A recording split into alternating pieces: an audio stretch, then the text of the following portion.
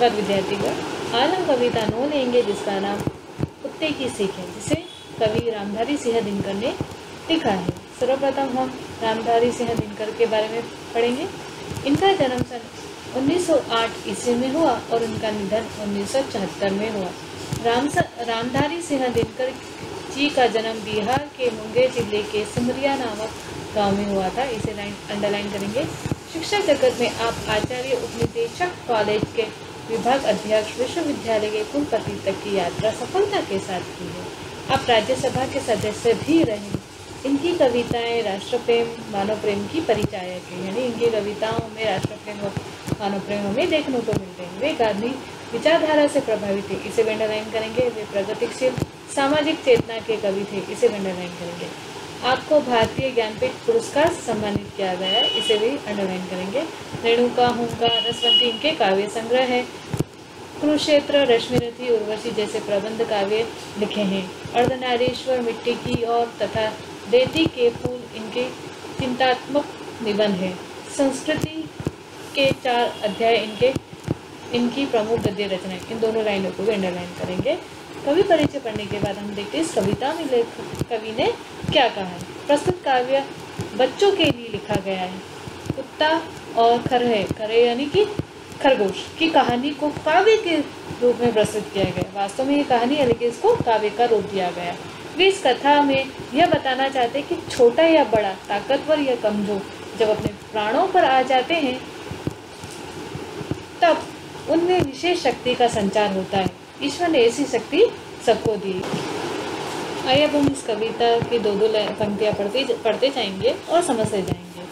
One में एक घनी झुरमुट थी, जिसके भीतर जाकर खरा एक रहा करता था सबकी आंखें बचाकर।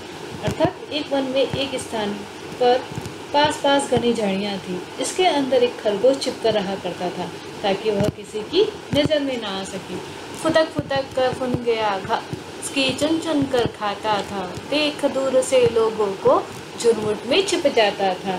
वह फुदक कर घास की कोमल पत्तियां चुन कर खाता था।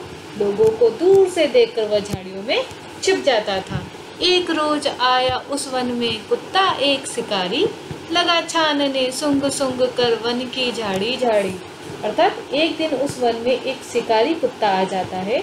वह जंगल के छोटे मोटे जानवरों को खाने के लिए वहाँ की एक झाड़ियाँ को सूंघ कर छानने लगता है। आखिर वह झुरमुट भी आई जो खरहे का घर थी, मगर खैर उस बेचारे की लंबी अभी उम्र थी। कुत्ता अंत में उस झाड़ी के पास भी पहुंचा जिसमें वह खरगोश रहा करता था, लेकिन कुशल यह हुआ कि बेचारे खरगोश की उम्र अभी लंबी थी। कुत्ते की जो लगी सांस, खरा सोते से जागा। देख पीठ पर खड़ा काल को, जान लिए वह भागा। काल यानी कि मृत्यु। कुत्ते की सांस का स्वर सुनकर खरगोश सोते से जाग पड़ा।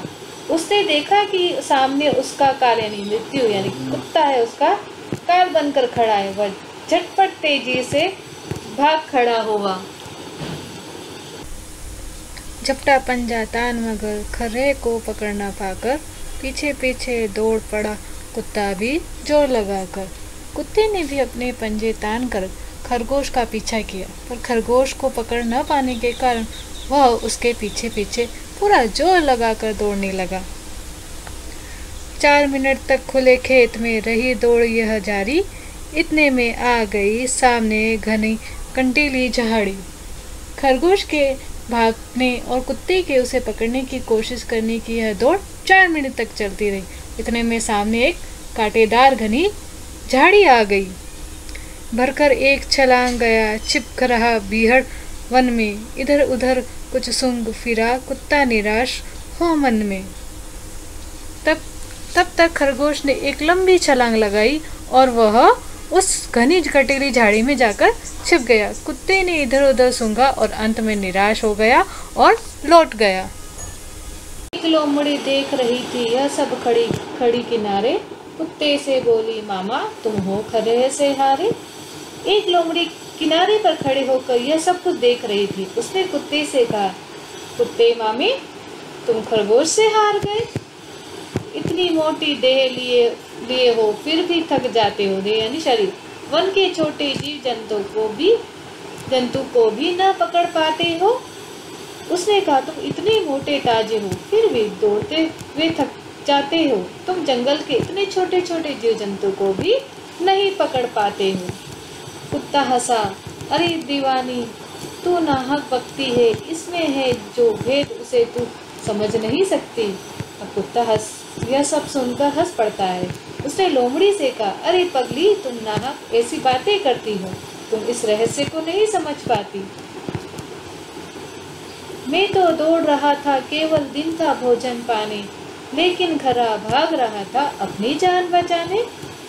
कुत्ता है वो कहता है, अरे मैं तो अपनी भोजन के लिए खरगोश के पीछे दौड़ रहा था, जबकि खरगोश अपनी जान बचाने के लिए भाग रहा था।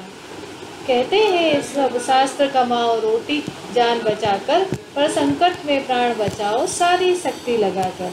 आगे तो कुत्ता कहता है, सभी शास्त्रों का कहना है कि अपनी जान बचाकर ही रोटी कमाना चाहिए, अर्थात अपने जीवन निर्वाह के लिए अपनी जान को खतरे में नहीं डालना चाहिए। पर जब जान पर बनाए तो अपनी पूरी शक्ति लगाकर हमें अपनी जान बचानी चाहिए। इस कविता का भावार्थ यहीं खत्म होता है।